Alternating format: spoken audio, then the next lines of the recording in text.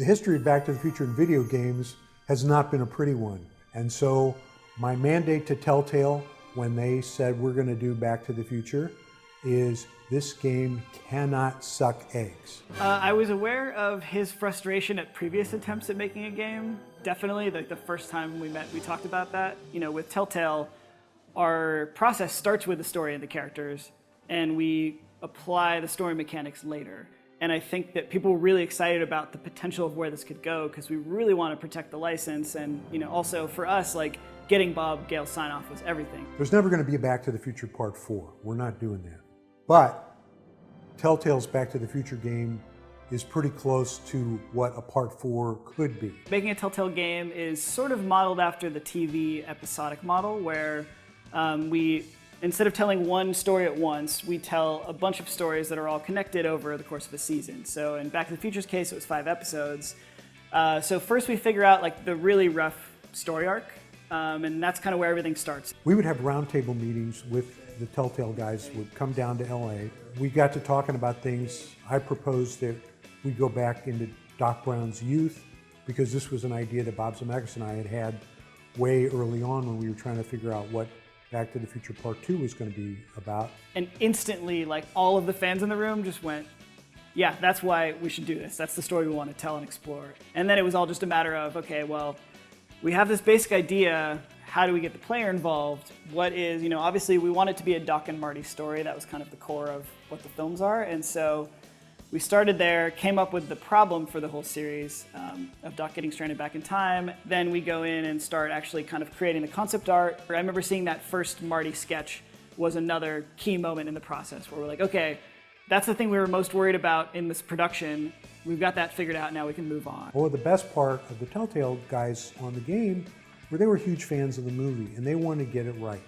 They wanted really to be true to the spirit of Back to the Future. Another really important part of the process for us was getting the actual actors from the movie to be involved. From the very get-go, when the game was first pitched, we said we have to get Christopher Lloyd. If we're going to be doing Doc Brown in a huge speaking role, it's got to be right. I think it's great. What a fabulous idea.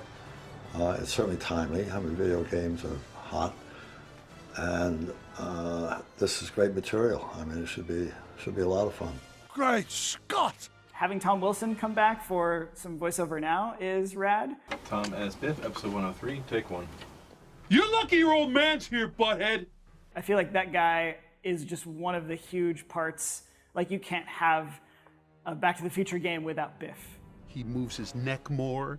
He uses his jaw more than I do. Things like that. So with every character in the movie, I would think about those things. So it's there. I don't have to watch everything because I remember those cues also, the physicality. Although in voiceover it doesn't matter so much, but as you see, maybe in the B-roll, you see, I'm trying to be physical to get to get back into it to be able to do it right. And then having Claudia Wells come in too, she was, I think, right off the bat, interested as well, and heard that kind of the band was getting back together. Jennifer? What the hell? The coup of all coups was getting Michael J. Fox to participate and be the voice of one of the McFly ancestors. Well, yeah, so when we were trying to get all the cast together, we spoke with Michael J. Fox, but due to time commitments, couldn't be full-time like we needed him. But we got him to do the cameo, which was awesome. And I almost feel like that was almost a cooler use of him nowadays. But then the search turned to how do we find someone to do a Marty who can just come in and be our main character, and it was a really big worry for a while. I voiced Marty McFly in Back to the Future, the game. That is what I did. Jesus Christ, Doc, you disintegrated Einstein! Pressure, yeah. To be like, oh, that amazing, iconic role that everyone loves and knows and can quote lines from, and that incredibly famous, wonderful actor, Michael J. Fox. Can you just replicate that? That's what I had going on in the back of my head. So yeah, it was a lot of pressure. At one point, we got an email from our accountant who said that she'd gotten emailed an MP3 from some kid who said he would like to be Marty in the Back to the Future game. I heard about this. I saw a news article, Telltale Games making Back to the Future and Jurassic Park into a game. And I was like, wow, that looks awesome. I would love to be the voice of Marty McFly, but there's no way in hell that's going to happen. And at the time, Telltale was a lot smaller, so you just have to Google Telltale to get a list of phone numbers And Rhoda was the first name that popped up, so I called her and I left a message that was basically this nerdy, like, hey, my name is AJ Locascio, I do a great Marty. You know, I tried to sound as much like Marty as I could. I was like, it's my density to have this role. But I remember it going across someone's desk, them hearing this audition and just saying, man, this kid sounds exactly like Michael J. Fox when he was young. Doc, you gotta listen to me. The bruise on your head, I know how that happened. You told me the whole story. It was almost no discussion. It was just kind of, yeah, we heard that MP3 that I think he recorded on like a Rock Band microphone with like, it was just insane, but it was that good. AJ's Marty McFly is damn near flawless.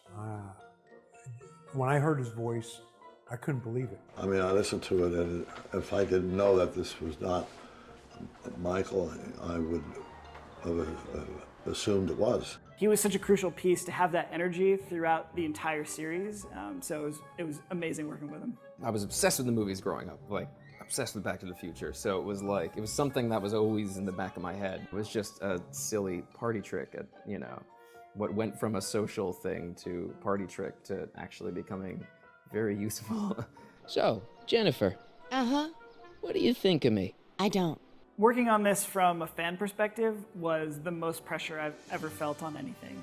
Trying to invent a way where we can pull you along through the story and then use dialogue options where you get to choose what Marty's going to say. And I think that's the kind of the hook for us, is giving you a situation and then saying, well, here's 3 different ways or 4 different ways that Marty could possibly react. If you were playing Marty, what would you do? And I think that it allows people to really author their own story.